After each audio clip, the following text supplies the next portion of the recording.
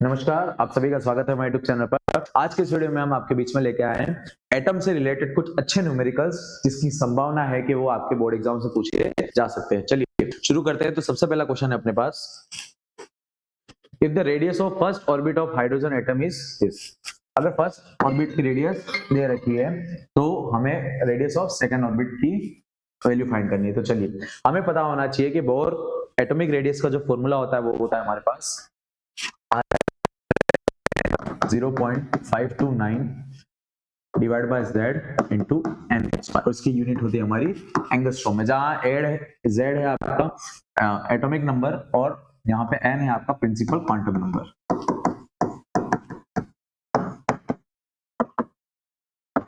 इस principal quantum number की value आपकी शुरू होती है n बराबर 1 से लेकर आप जहां तक जिस भी शेल की बात की वहां तक n हो सकता है। चलिए, सबसे पहले हमको सेकंड ऑर्बिट की बात की तो सेकंड ऑर्बिट के लिए n की वैल्यू होती है हमारे पास 2। तो हमारे फर्स्ट ऑर्बिट से इस क्वेश्चन का कोई लेना देना नहीं है, हमें सीधा सेकंड ऑर्बिट की निकालनी। तो R2 हो जाएगा हमारे पास 0.529 और n की जगह हम लिख देंगे 2, तो ये हो जाएगा 2 का स्क्वायर। और फोर हाइड्रोजन एटम Z की वैल्यू होती है हमारे पास 1, तो Z बराबर हो गया हमारे पास 1, तो R2 बराबर हो गया 2 का स्क्वायर हो जाएगा हमारे पास 4, तो 4 इंटू 0.529 एंगस्ट्रॉम। इसको हम सॉल्व करेंगे तो हमारे पास आंसर आ जाएगा 2.116 एंगस्ट्रॉम। ये वैल्यू आ चुकी है हमारे R2 की, जो R2 है हमारी the radius of second orbit. ठीक है, तो उसका डायरेक्ट आंसर आ जाएगा हमारे पास R2 बराबर 2.116। चलिए नेक्स्ट क्वेश्चन देखते हैं हम। The value of excitation energy required to bring an electron to the first excited state in hydrogen atom। अब फर्स्ट एक्साइटेड स्टेट में जाने के लिए हमको इलेक्ट्रॉन को कहां से लाना पड़ेगा? ग्राउंड स्टेट से। तो चलिए, तो हमको यहाँ पे कुल मिला के एक्साइटेशन एनर्जी निकालनी, जिसका फॉर्मूला होता है हमारे पास वैल्यू बराबर E2 माइनस E1। चलिए, जिसमें गया है और जिससे गया है, तो E2 माइनस E1। तो गया किसमें है? फर्स्ट एक्साइटेड स्टेट में, और किससे गया होगा? Ground state. ग्राउंड स्टेट के लिए n बराबर होता है हमारे पास 1 और फर्स्ट एक्साइटेड स्टेट के लिए n बराबर होता है हमारे पास 2। तो यहाँ पे हम सीधा E2 और E1 निकाल देंगे। तो E2 निकालने के लिए हमारे पास एनर्जी का फॉर्मूला होता है माइनस का 13.6 डिवाइड बाय n स्क्वायर, और ये वैल्यू होती है हमारी इलेक्ट्रॉन वोल्ट में, बराबर। तो सबसे पहले हम फर्स्ट एक्साइटेड स्टेट निकाल लेते हैं। तो E1 बराबर हो जाएगा फर्स्ट एक्साइटेड स्टेट के लिए हमारे पास n की वैल्यू क्या होती है? 2 माइनस की 13.6 डिवाइड बाय 2 का होल स्क्वायर, जो हो जाएगा हमारे पास माइनस का 13.6 डिवाइड बाय 4। और इसको सॉल्व करेंगे तो हमारे पास आंसर आ जाएगा माइनस का 3.4 इलेक्ट्रॉन। अब ये वैल्यू आ चुकी है हमारे पास फर्स्ट एक्साइटेड स्टेट की।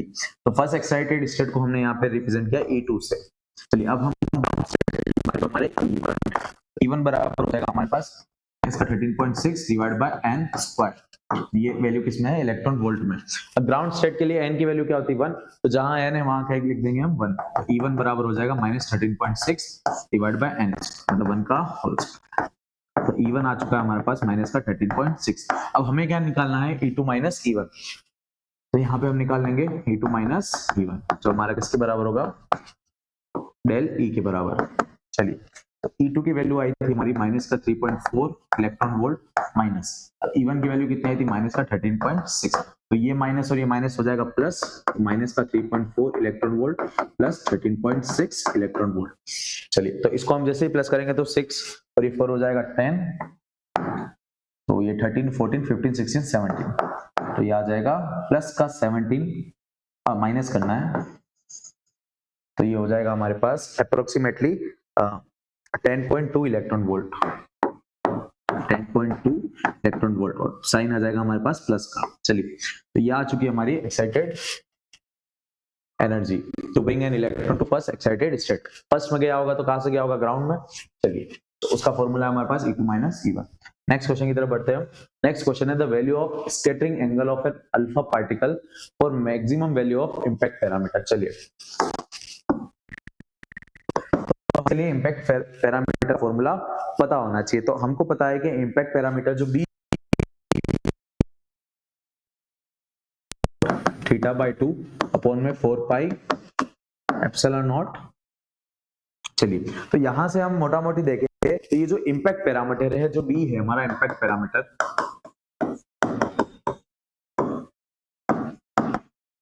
हमारे कोट थीटा बाय, मतलब उस एंगल पे डिपेंड कर रहा है, वो एंगल किसका है, अपना कोट का।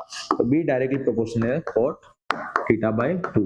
अगर इस बी की वैल्यू मुझे मैक्सिमम चाहिए, तो मैक्सिमम के लिए हमारे कोट थीटा को भी क्या होना पड़ेगा, मैक्सिमम। तो कोट थीटा हमारा मैक्सिमम होता है,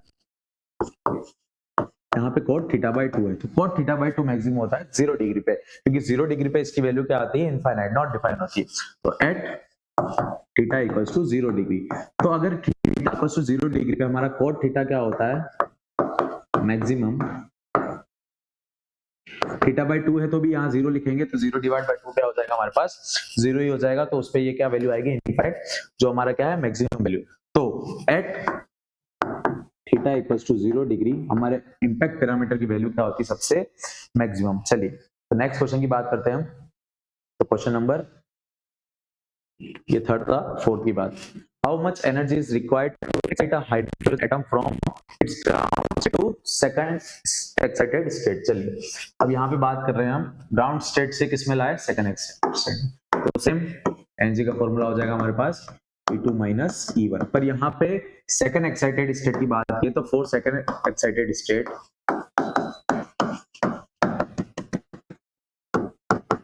हमारे n की वैल्यू कितनी हो जाएगी, 3, और ग्राउंड स्टेट के लिए फॉर ग्राउंड स्टेट n की वैल्यू कितनी हो जाएगी हमारे पास 1। कुल मिला के मुझे क्या निकालना है, E3 माइनस E1। चलिए, तो हम E3 भी निकाल लेंगे और E1 भी निकाल लेंगे। तो E3 की वैल्यू हमारे पास एनर्जी का फॉर्मूला होता है माइनस का 13.6 डिवाइड बाय n स्क्वायर। और हाइड्रोजन एटम है, तो फॉर हाइड्रोजन एटम यहाँ पे मल्टीप्लाई बाय z होता है, तो z कितना होता है हमारे पास 1, तो 1 से मल्टीप्लाई करेंगे तो कोई फर्क पड़ने वाला नहीं है। चलिए, तो En का फॉर्मूला ये हो गया, तो फॉर ग्राउंड स्टेट E1 की वैल्यू हो जाएगी माइनस का 13.6 डिवाइड बाय 1 का होल स्क्वायर, हो जाएगा माइनस का 13.6 इलेक्ट्रॉन वोल्ट। चलिए, अब सेकंड एक्साइटेड स्टेट की है, तो for second excited state n की वैल्यू कितनी है हमारे पास 3, तो E3 बराबर हो जाएगा माइनस का 13.6 divide by n square. n की जगह हम क्या रख देंगे 3, ये हो जाएगा 3 का स्क्वायर, तो ये हो जाएगा माइनस का 13.6 डिवाइड बाय 9। तो इसको हम सॉल्व करेंगे तो अप्रोक्सीमेटली आंसर आएगा माइनस का 1.51 इलेक्ट्रॉन वोल्ट। अब हमें सीधा एनर्जी फ्लक्स निकालना है, तो हो जाएगा E3 माइनस E1, हो गया। E3 की वैल्यू हमारे पास कितनी आ गई थी, माइनस का, माइनस E1 की वैल्यू कितनी थी हमारी, माइनस की 13.6, तो डेली बराबर हो जाएगा ये माइनस माइनस प्लस 1.51 और ये प्लस 13.6। तो इसको हम माइनस करेंगे तो अप्रोक्सीमेटली आंसर आ जाएगा अपने पास 12.09।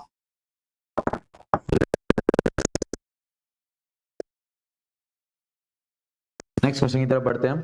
तो नेक्स्ट क्वेश्चन है हमारे पास, write the name of series of hydrogen spectrum obtained when electron transferred from higher energy level 2 3 4 5 से कहा आ रहे हैं first ground state energy level पे। मतलब मान लो यहाँ पे n बराबर 1 है, तो सबसे से आ रहा है, फिर 3 से आ रहा है, फिर 4 से आ रहा है, फिर 5 से आ रहा है, और ऐसे आता जा रहा है। तो आ किस में रहा है, 1 में आ रहा है। तो ये सबसे पहली सीरीज है हमारी, जिसका नाम है हमारी लाइमन सीरीज, जहां सारी स्पेक्ट्रल लाइंस का आती है हमारी first ground state energy level पे। चलिए, नेक्स्ट क्वेश्चन है हमारे पास, the ground state energy of hydrogen atom is minus what will be the kinetic energy of the electron in this state. चलिए, अब हमें जो ग्राउंड स्टेट एनर्जी दे रखी है हाइड्रोजन एटम की, वो कितनी दे रखी है, माइनस का x इलेक्ट्रॉन वोल्ट। हमें क्या फाइंड करनी है, काइनेटिक एनर्जी फाइंड करनी है। तो हमें पता है कि हमारे पास E kinetic plus E potential, ठीक है। इसके लिए आपको रिलेशन पता होना चाहिए काइनेटिक एनर्जी और पोटेंशियल एनर्जी के बीच में। अगर वो रिलेशन आपको नहीं है तो ये क्वेश्चन आपसे नहीं होगा। चलिए, अब आपको ग्राउंड स्टेट एनर्जी और हाइड्रोजन दे रखी है, मतलब आपको टोटल एनर्जी दे रखी है, जो कितनी दे रखी है, माइनस की x इलेक्ट्रॉन वोल्ट। चलिए, ई काइनेटिक प्लस ई पोटेंशियल। अब यहाँ पे आपको लगाना है एक रिलेशन है अपने पास कि ई काइनेटिक बराबर होता है अपने पास minus of E potential divide by 2। तो यहां से मैं इस 2 को इधर भेज दूंगा तो 2 ई काइनेटिक बराबर हो जाएगा माइनस का ई पोटेंशियल, और इस माइनस को भी इधर भेज दूंगा तो ये हो जाएगा 2 टाइम्स ऑफ ई काइनेटिक बराबर ई पोटेंशियल।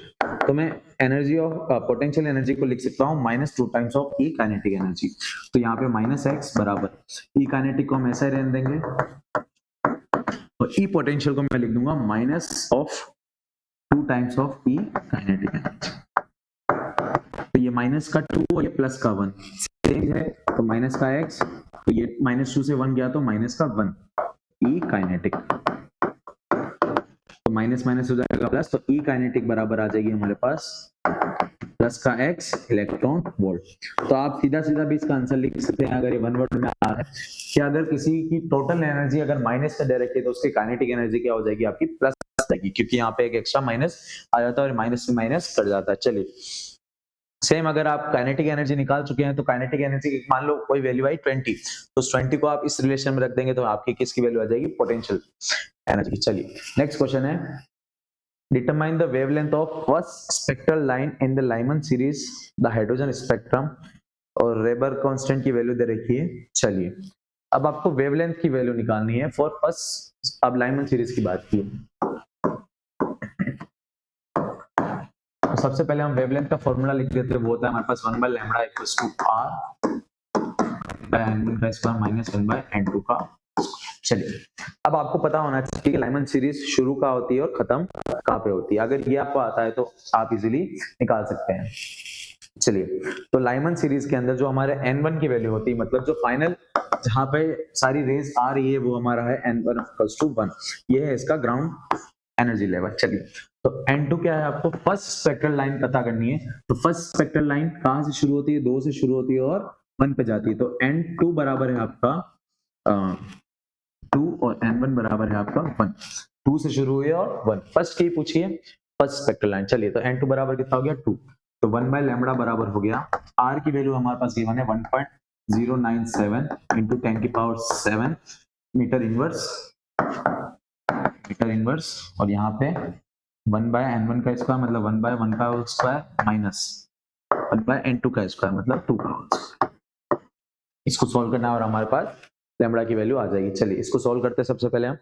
तो यहाँ पे हो जाएगा 1 by लैम्बडा इक्वल्स टू 1.097 10 की power 7 1 by 1 minus 1 by 4, LCM आ जाएगा हमारे पास 4, ये हो जाएगा 1 by lambda equals to 1.097 into 10 की पावर 7, एलसीएम आ गया हमारे पास 4, तो ये हो जाएगा 4 minus 1 जो हो जाएगा अपने पास 3/4। तो 1 by लैम्बडा इक्वल्स टू हो जाएगा 1.097 into 10 की पावर 7 मल्टीप्लाई बाय 3/4। अब हमें किसकी वैल्यू चाहिए, लैम्बडा की वैल्यू चाहिए।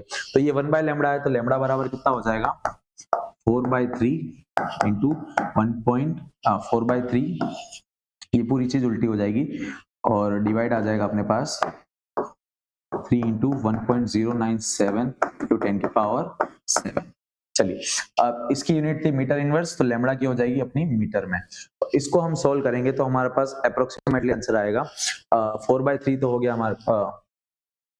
चलिए, तो इसको सोल्व करना है हमको, 3/4 है वो, तो 3/4 अप्रोक्सीमेटली होता है 0.75, और उल्टा कर दिया तो इसका अप्रोक्सीमेटली आंसर आ जाएगा हमारे पास लैम्बडा इक्वल्स टू 0.121 into 10 की पावर -6 मीटर।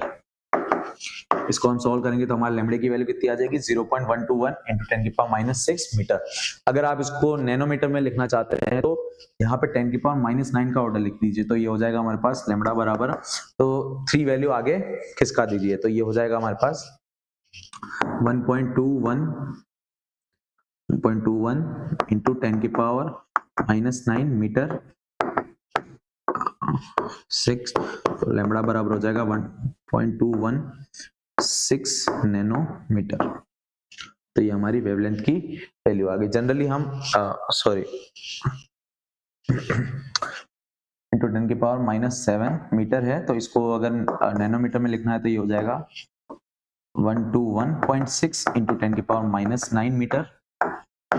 अप्रोक्सीमेटली आंसर आ जाएगा लैम्बडा बराबर 121.6 नैनोमीटर।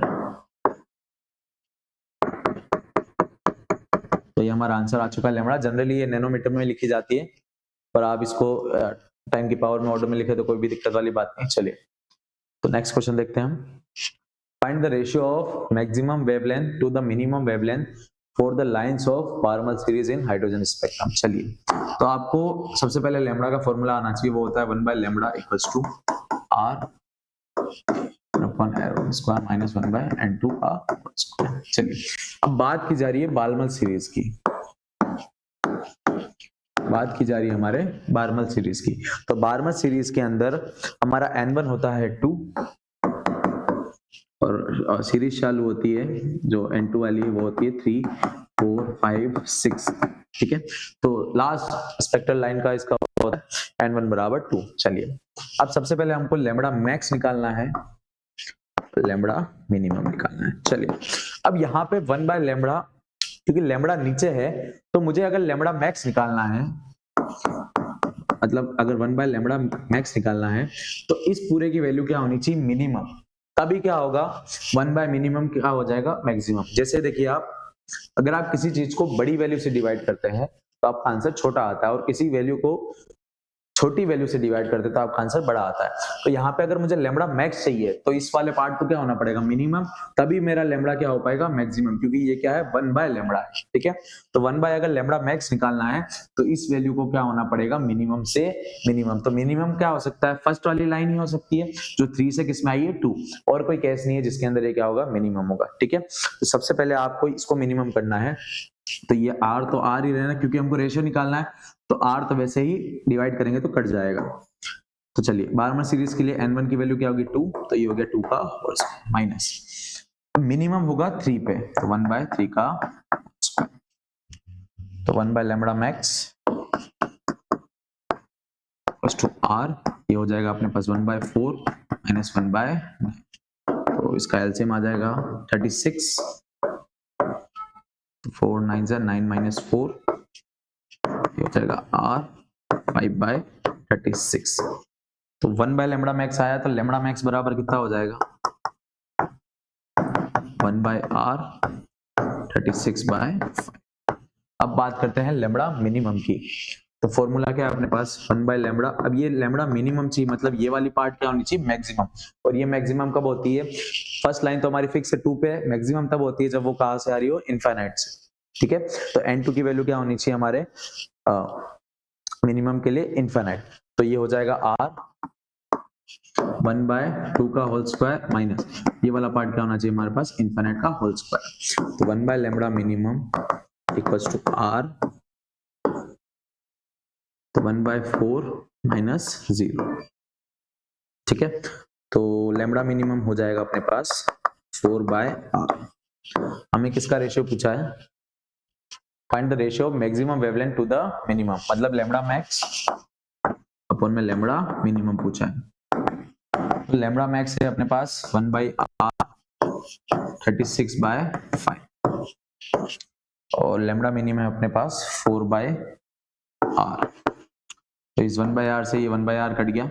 चलिए तो लैम्बडा मैक्स और लैम्बडा मिनिमम, ये हो जाएगा 36/5, और ये 4 इससे मल्टीप्लाई हो जाएगा। चलिए 4 9 जा 36, तो लैम्बडा मैक्स लैम्बडा मिनिमम आ गया अपने पास 9/5। तो ये इसका रेशियो आ चुका है, जो कितना आया अपने पास, अप्रोक्सीमेटली 9/5 हो जाएगा अपने पास, अप्रोक्सीमेटली 1.8। चलिए नेक्स्ट क्वेश्चन की तरफ बढ़ते हैं। नेक्स्ट क्वेश्चन है अपने पास, the total energy of the electron in the ground state of hydrogen atom is -13.6, find the kinetic energy and the potential energy of the electron its state. चलिए तो same फंडा जो हमने इससे आगे वाले क्वेश्चन में सोल्व किया था, तो सॉल्यूशन ई टोटल बराबर होता है हमारे पास ई काइनेटिक प्लस ई पोटेंशियल बराबर, और ई काइनेटिक और ई पोटेंशियल के बीच में रिलेशन होता है ई काइनेटिक बराबर माइनस ई पोटेंशियल बाय 2। तो अगर मैं ई काइनेटिक एनर्जी की वैल्यू निकाल दूं तो मैं ई पोटेंशियल निकाल पाऊंगा। तो ई टोटल हमें दे रखा है, total energy of the electron in the ground state कितनी दे रखी है, माइनस की 13.6। तो यहां से ई टोटल दे रखा है माइनस की 13.6 इलेक्ट्रॉन वोल्ट। चलिए, तो इस फॉर्मूले को यूज करके माइनस का 13.6 इलेक्ट्रॉन वोल्ट लिख दिया। ई काइनेटिक एनर्जी यहां लिख दी बराबर, ई पोटेंशियल को मैं क्या लिख सकता हूं, इस 2 को उधर मल्टीप्लाई कर दिया और इस माइनस को उधर भेज दिया, तो माइनस का 2 times of E kinetic energy. तो ये माइनस का 2 और ये प्लस का 1, तो ये माइनस का 13.6 और ये माइनस का ई काइनेटिक, माइनस माइनस हो जाएगा प्लस, तो ई काइनेटिक बराबर आ गई प्लस का 13.6। तो इससे पहले भी हमने डिस्कस किया था कि जब टोटल एनर्जी माइनस में दे रखी है तो काइनेटिक एनर्जी के लिए हम क्या लगा देंगे, माइनस और लगा देंगे, तो माइनस माइनस क्या हो जाएगा प्लस, तो काइनेटिक एनर्जी हमारे किस में आ जाएगी, पॉजिटिव में आ जाएगी। चलिए अब बात करते हैं पोटेंशियल एनर्जी की। तो इसी रिलेशन को यूज कर लेते हैं, काइनेटिक एनर्जी हमारे पास गिवन है, तो ई पोटेंशियल बराबर हो जाएगा माइनस का 2 टाइम्स ऑफ ई काइनेटिक। तो ई काइनेटिक कितनी आ गई थी अपने पास 13.6, तो ई पोटेंशियल हो जाएगा हमारे पास, जैसे इसका डबल करना है तो 13.6 इज 12 और 13 का 26 और ये हो जाएगा 27.2 माइनस। चलिए, तो ये अपना फाइनल आंसर आ चुका है, जो आया अपने पास माइनस का 27.2। चलिए, और इसकी यूनिट क्या होगी, इलेक्ट्रॉन।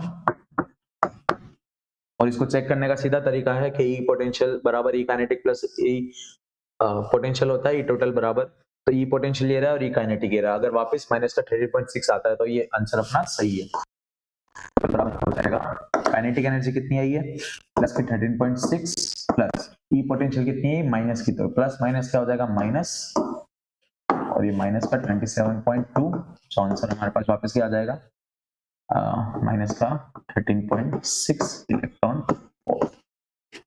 चलिए नेक्स्ट क्वेश्चन है हमारे पास, calculate the radius of dynamically stable orbit in the hydrogen atom and the total energy of their electron in the orbit by Rutherford nuclear model। चलिए, तो Rutherford nuclear model में हमारे पास energy का formula होता है,